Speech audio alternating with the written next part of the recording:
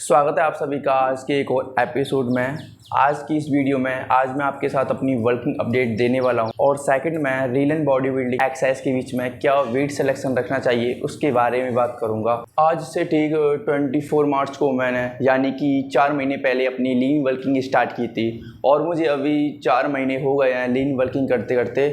और इस 4 महीने के टाइम पीरियड के अराउंड मैंने 3 kg lean muscle mass gain किया है, जो मेरे लिए बहुत ही बड़ी अचीवमेंट है। और इस वर्किंग के दौरान जो मेरा बॉडी फैट परसेंट है वो सेम ही है पहले था, और इस बीच मैंने purely lean muscle mass gain किया है विदाउट किसी फैट के। आप बोलोगे कि 4 मंथ में 3 kg क्या बड़ी अचीवमेंट है। देखो, मैंने लीन वर्किंग किया है जहाँ मैंने अपनी कैलोरीज को स्लाइडली थोड़ा थोड़ा इंक्रीज़ किया है।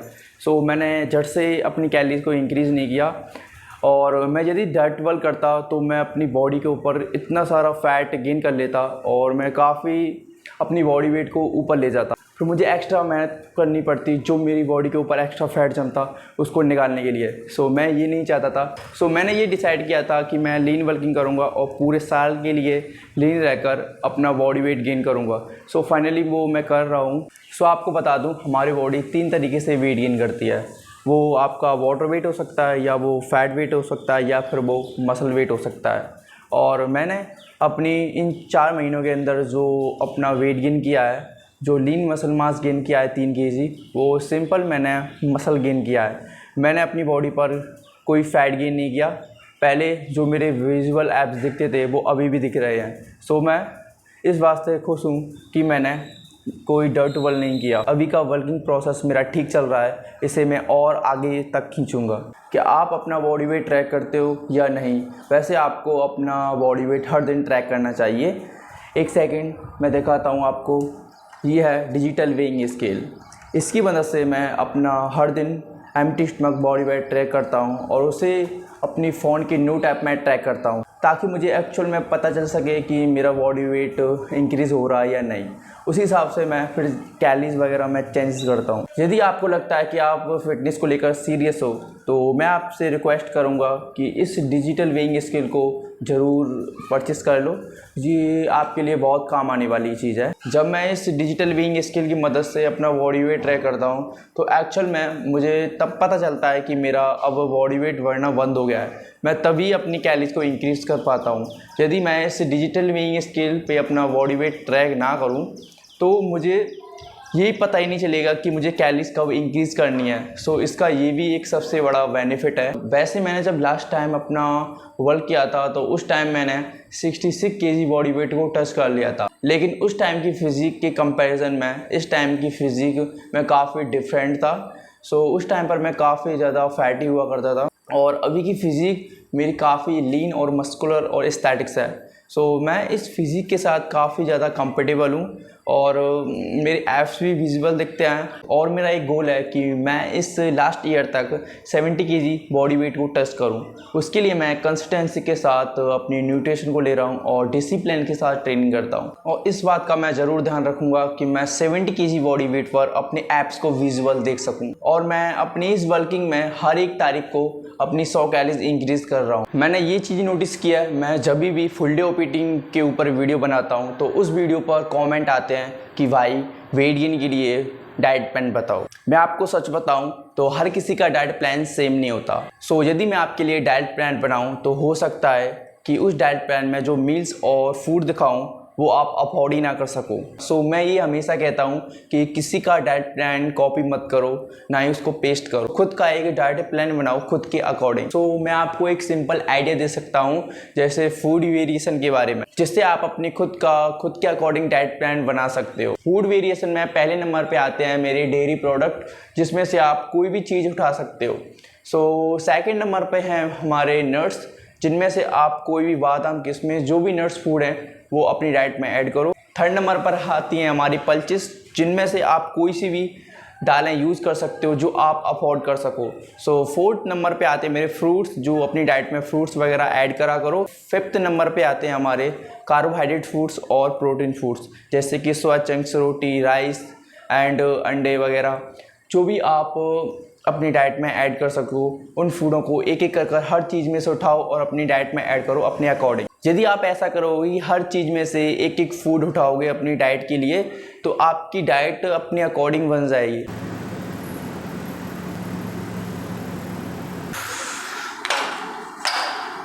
कभी कभी आप जब अपने आप को ट्रेन करते हो तो आपके भी माइंड में ये ख्याल ज़रूर आता होगा कि सेट में हम क्या वेट रखें जिससे कि हम मैक्सिमम मसल ग्रोथ कर सकें, और इस चीज़ को जानना आपके लिए बहुत ज़रूरी है। जब मसल बिल्डिंग की बात आती है तो मेरे हिसाब से सबसे बेस्ट अप्रोच होता है हाइपरट्रोफी ट्रेनिंग करना। मेरी बात की तो मैं हाइपरट्रोफी ट्रेनिंग करता हूँ, जहाँ की मैं 8 से 12 रेपिटेशन के बीच में अपने आप को ट्रेन करता हूँ। आपको समझाता हूँ कि हाइपरट्रोफी होती क्या है। बेसिकली आपको एक ऐसा वेट लगाना होता है सेट के बीच में जहां आप 8 से 12 रैप रेंज के बीच में रैप निकाल सको। यदि आप इंक्लाइन स्मिथ मशीन पर 60 केजी वेट लगाते हो फर्स्ट सेट पे और उसमें आप 8 रेपिटेशन निकालते हो, तो फिर आपको वेट ड्रॉप करना पड़ेगा, बिकॉज अगले सेट के लिए आप उस वेट के साथ सेट लगाने जाओगे तो हो सकता है कि 7 या 6 रेपिटेशन रह जाएं। इस चीज़ के बारे में कई लोगों को अच्छी तरीके से पता नहीं होता है कि सेट के बीच में हमें क्या वेट लिफ्ट करना चाहिए। आप एक ऐसा वेट सेलेक्ट करो जिसमें आपके रेपिटेशन 8 से 12 रेपिटेशन के बीच में निकले। That's it. सो ये मेरा पहला सेट है, इसमें मैंने 65 केजी वेट लगा हुआ है। देखिए कितने रेपिटेशन निकलते हैं, फिर उसी हिसाब से मैं अगले नेक्स्ट सेट को लिफ्ट करूँगा।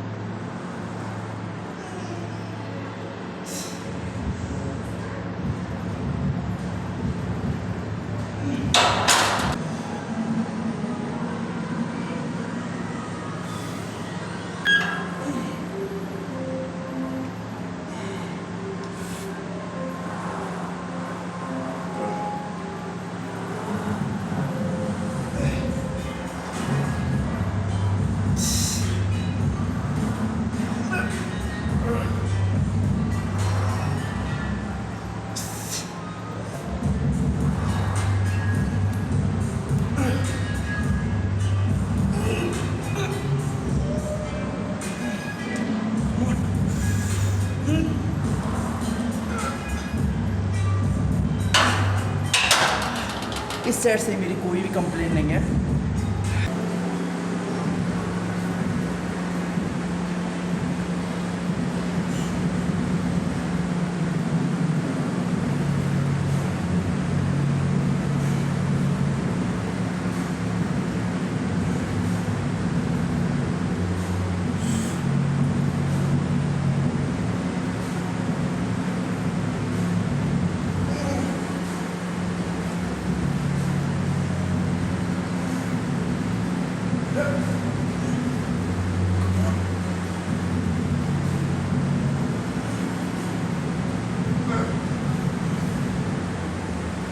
अभी आपने देखा कि फ्लैट डंबल बेंच प्रेस पर मैंने अभी सेट के बीच में अपने इसेंट्रिक पोर्शन और पोसेंट्रिक पोर्शन को कितने अच्छी तरीके से कंट्रोल करके किया, और उसकी वजह से अभी मसल्स के साथ मेरा और भी अच्छी तरीके से कनेक्शन बन गया है।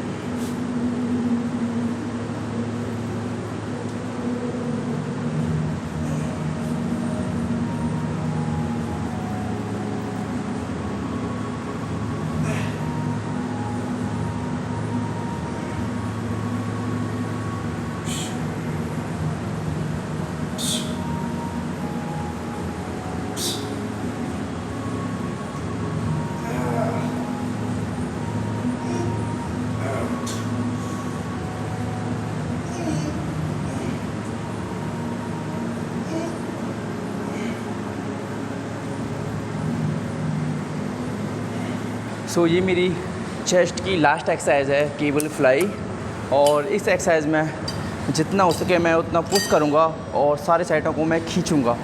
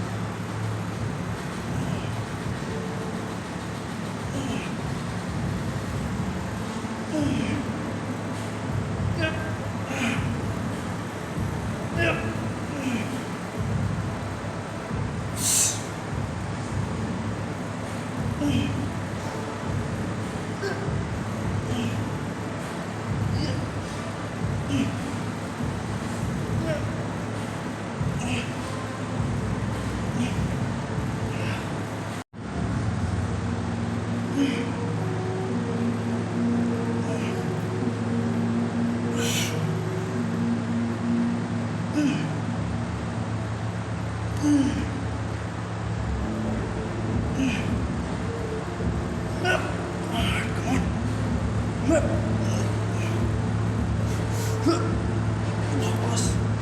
focus.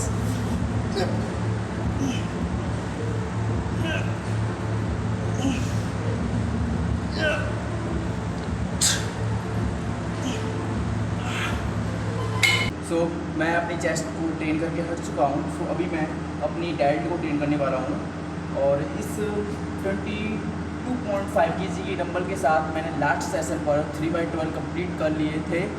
सो फाइनली आज मैं 25 kg का डंबल ट्राई करने वाला हूँ और देखूँगा कि इससे कितने रेपिटेशन निकलते हैं। So let's go.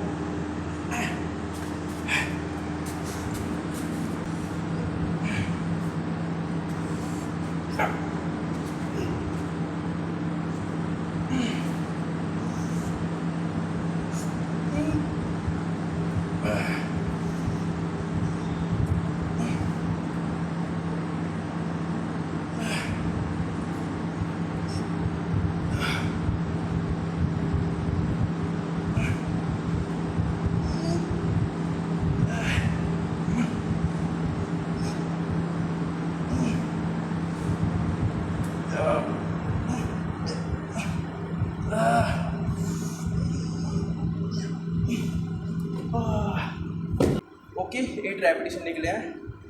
एक और सेट लगाएंगे इसका।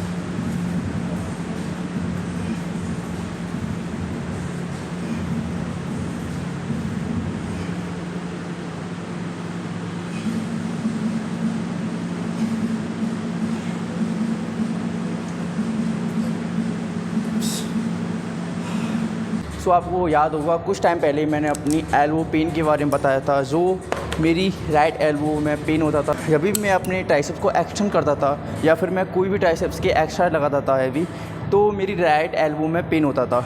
तो उस टाइम पर मैंने 100% वेट के साथ ट्रेन करना छोड़ दिया था। सो मैं उस वेट के 50% वेट के साथ ट्रेन कर रहा था।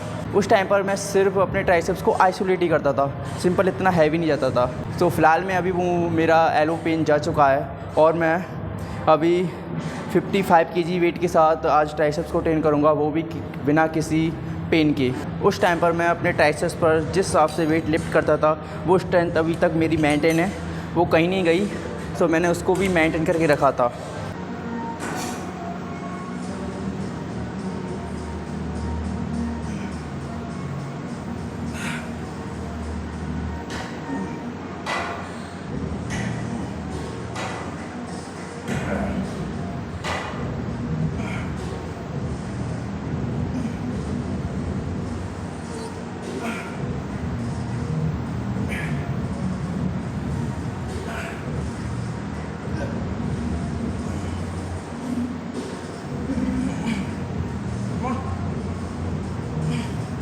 हो जा सकता है।